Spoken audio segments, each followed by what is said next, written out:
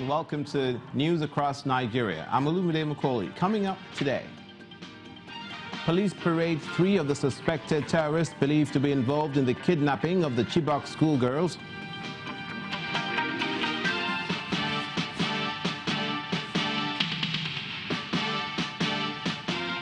Vice President Yemi Osinbajo commiserates with victims of the Jibia flood disaster in Katsina State.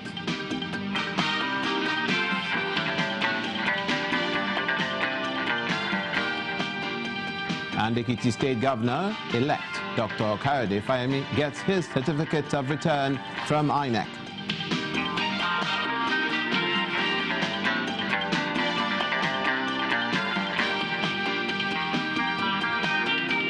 Thank you so much for joining us. We begin in the northeastern region of the country.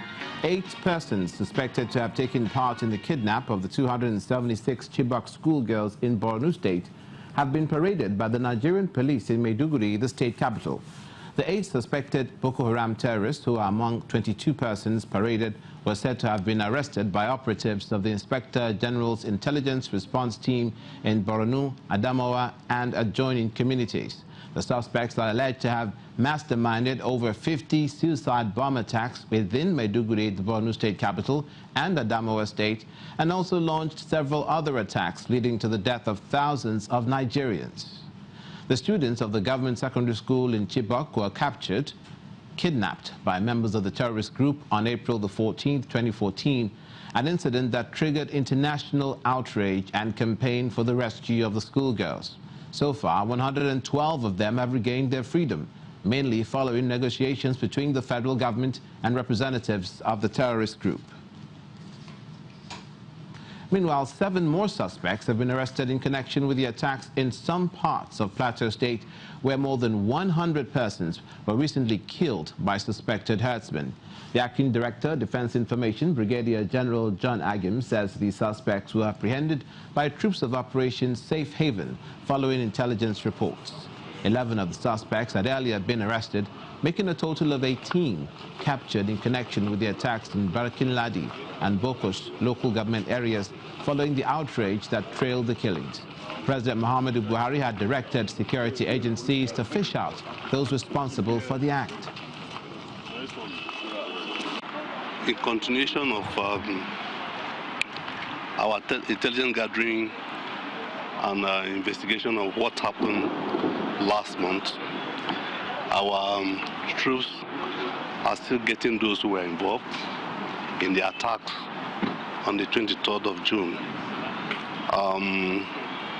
2 of the suspects that our intelligence gathering led us to have been arrested, and after this parade, we'll hand them over to the police for further investigation and prosecution. They were not having weapons with them, but our intelligence shows that they were part of those attacks. Yes. I will go after them to wherever they are hiding. Are they going to be tried in Jos or in Abuja? They are going to be tried here in Jos. The police will continue the investigation, then take them to court. From the insurgency to very severe weather, and victims of the recent flood disaster in Katsina State have received a promise from the federal government that they will be well taken care of. This promise comes after no fewer than 40 persons died after a weekend flash flood that swept through several communities in Jibia local government area of Katsina State, destroying property and rendering many residents homeless. The federal government's message of hope was delivered by the Vice President. Sunday, July the 15th, is a day residents of Jibia in Katsina State will not forget in a hurry. Death and destruction, fallout of hours of rainfall which started minutes before midnight. As at the last count by emergency agencies, close to 1,500 persons are now seeking refuge at an IDP camp at Jibia, a situation totally unexpected by the state government. Part of the problem is that some people built up in an area that is prone to flooding. And I think redirecting and reconstructing the drainage, we must make sure that those living in lowland area that are prone to this kind of flooding are relocated to a much safer ground. But the victims are not expected to nurse their wounds all by themselves. During an assessment visit to the area, the Vice President, Professor Osinbajo, promised help from the federal government. We are all very sorry and very sad that this has happened here. But I want to assure you on behalf of Mr. President that we will support in every way. We will make sure that we compensate, and whatever damage has been done, we will be working with the state government and with NEMA. The Vice President's visit is a confirmation of the priority given to victims of this disaster. And as emergency services provide immediate succor to the victims, as directed by the presidency, the mishap is still blamed on human factor. Disasters happening around are what we call, things that are somehow man-made or human-induced. We know there's climate change, we know there's global warming, but what are we doing with our vegetation? The vegetation, we are cutting down the trees. When we cut down the trees, we want to make firewood, we want to make charcoal. When we do that, wind comes. And when the wind comes, there's no more wind breaks. These trees have been acting as wind breaks for us over the years. Although the promises of the federal government have started yielding results, there are still calls to stop practices such as blockage of drains, deforestation, and other acts that could cause such calamities in the future.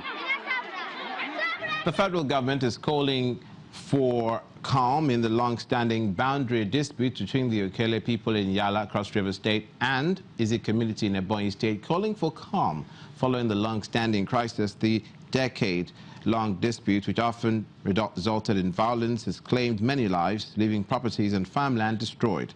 The Minister of Interior, Abdulrahman Dambazo, who led a federal government delegation to Cross River State, says the matter is a source of worry to the government.